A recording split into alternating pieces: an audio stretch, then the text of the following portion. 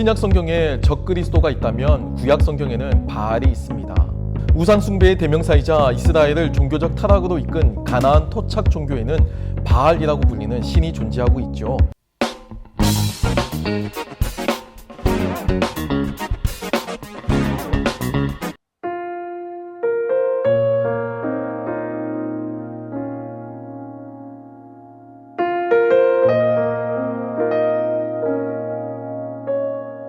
팔레스타인 지방 언어로서 주인 또는 왕이라고 하는 의미가 있고 또 폭풍의 신이자 풍요의 신으로서 숭배가 되었습니다.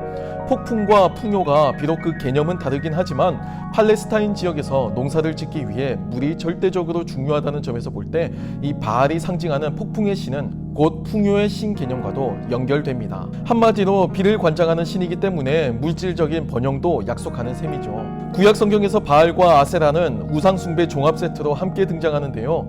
바알의 아버지는 최고 신 개념인 엘이고 어머니는 바다의 신으로 여겨지는 아세라입니다. 먼저 바알의 아버지인 엘을 먼저 살펴보겠는데요. 엘이라는 개념은 유일신을 표현할 때 고대 근동 지역에서 통용되던 고유 명사로서 오늘날로 치면 신으로 직역할 수 있을 것 같습니다. 유일신이나 아니면 신 중에서도 최고의 신이라고 하는 의미를 가진 신 개념이고요. 또 이 용어는 구약 성경에서도 등장하고 있죠. 원래 셈족 계통의 최고 신을 지칭하던 고유 명사이고 우가립 문헌에 따르면 늙고 수염을 가진 남성의 외모를 가지고 있었다고 합니다. 엘은 신의 서열 중에 제일 첫 번째이고 창조의 신이지만 서열과 달리 실제 셈족 계통의 신화에서는 실권이 거의 없는 명예직으로 등장하고 있습니다. 무엇보다도 인간과 흡사한 신의 이미지를 보여주는데 그리스 신화의 제우스와도 같이 가정에서 분란도 있고요. 속도 좁고 또 특히 아들인 바알과 권력 문제로 인해서 사이가 좋지 않게 나오기도 합니다.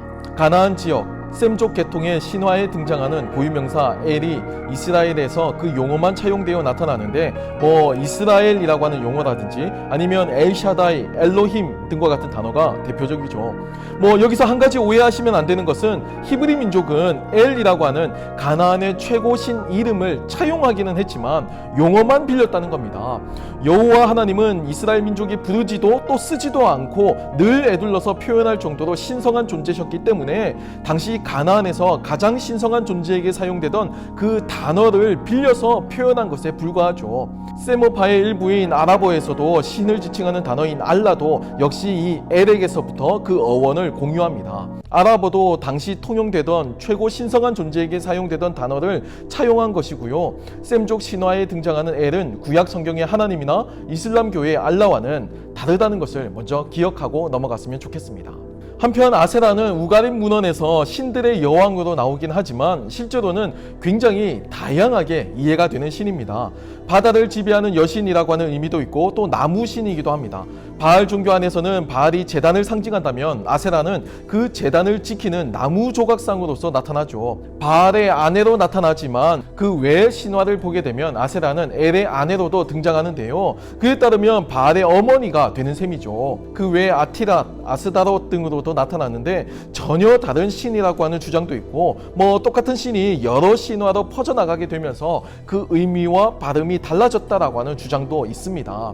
이제 바알에 대해서 알아보겠는데요. 바알은 앞서 살펴본 것과 같이 폭풍의 신이자 또 풍요의 신으로 알려져 있습니다. 수메르 신화의 신인 벨과 동격으로 이해가 되고요. 또 심지어 이집트 신화의 세트와 동일한 인물이라고 하는 주장도 있습니다. 당시 고대 신화는 모두 얽히고 설킨 상태였기 때문에 신화적 개념이나 모티브가 서로 많이 겹치거든요. 대충 바알이 풍요와 전투를 주관한다라고 보면 쉽게 이해할 수 있으실 것 같습니다. 실제 팔레스타인 지역 고고학적 증거를 살펴보면 바알과 관련한 증거들을 많이 찾을 수 있는데요. 고대 이스라엘에서부터 남유다 멸망 시기까지 이 바알 종교가 이스라엘 전역에 존재했음을 쉽게 추정할 수가 있습니다. 이것은 구약 성경에서 여호와 신앙과 대립하는 바알 신앙의 실종과도 일치되는 부분이라고 할 수가 있죠. 구약 성경에서 바알 종교는 이스라엘을 타락으로 몰아넣는 주범으로 묘사가 되고 또 바알 선지자들과 하나님의 선지자들이 충돌하는 장면도 등장합니다.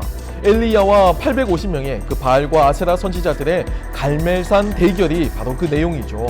사실 성경에서 바알 종교는 여호와 신앙으로 유지되는 이스라엘의 국가적 정체성을 뒤흔들기 때문에 더 위협적으로 평가가 됩니다.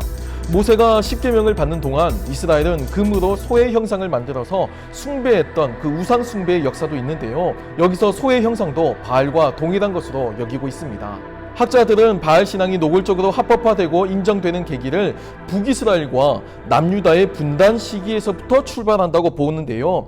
성전이 위치한 예루살렘을 보유한 이 남유다와는 달리 북이스라엘은 종교적인 정통성이 없었다라는 겁니다. 이에 북이스라엘 초대왕 여로보암은 황금 송아지를 국토의 남쪽과 북쪽에 세우고 혼합 신앙을 도입하게 되는데요. 이것은 곧 남유다에 대항하는 북이스라엘의 국가적 정체성을 형성했죠. 베냐민과 유다 지파를 제외한 나머지 지파들의 연합체인 이 북이스라엘은 바알 신앙으로 대표되는 혼합 신앙과 또 엘리야와 엘리사로 대표되는 여호와 신앙이 함께 혼재했던 것으로 여겨집니다. 그러다가 아수르와 바벨론에 의해서 북이스라엘과 남유다가 멸망하고 이제 디아스포라 시대가 열리게 된 이후부터 새롭게 이 유대교 신앙이 태동함과 동시에 바알 신앙은 몰락한 것으로 여겨집니다. 오늘날 바알 신앙은 제도적인 형태로는 남아있지 않습니다. 하지만 바알의 그림자는 여전히 영향력을 가지고 있는데요. 오늘날 교회도 이 복음의 토대 위에 복음의 가치를 추구한다고는 하지만 실상 돈이나 권력을 지향하거나 의지한다면 이것은 새로운 형태의 바알 신앙이라고도 할 수 있을 겁니다. 우리도 구약의 이스라엘 백성들과 같이 이 바알 신앙과의 싸움을 힘겹게 이어가고 있는 셈이지요. 지금까지 시청해 주셔서 감사합니다.